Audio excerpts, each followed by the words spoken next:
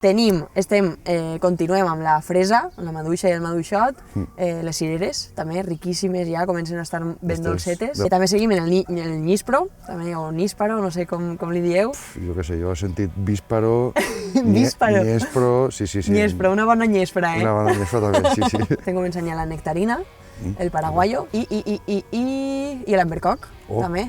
Riquíssim ambercoc. Què més? Després en les verdures o en les hortalisses també queda algo de fulla encara. Seguim en les faves, ja potser ja un poc més deixant-les granar i ja per a cuinar una altra cosa, però bueno, encara poden haver-ne tendres. I després també de llegum també tenim els pèsols.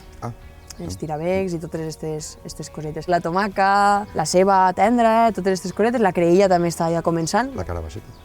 La carabasseta, de veres. Després també tenim totes les hortalisses, el pepino, l'anficòs, el pebre, la batxoca italiana, que diem nosaltres. Com que la batxoca? La batxoca és el que se li fica a la paella. Això és el batxocó o el garrofó. Nosaltres diem batxoca al pebre, no? No li dieu pebre vosaltres? Pebre és el pebre, bueno, pimentó. Ahí ¿Vale? sí el contat parla un poc raro. Però i lo bonica que és la paraula batxoca? Sí. Sí, és hasta un insult d'eixos carinyosos. També, bueno, no tan carinyós, però sí, quan te diuen batxoca igual, que no se va agarrar també, però bueno. Estàs batxoca.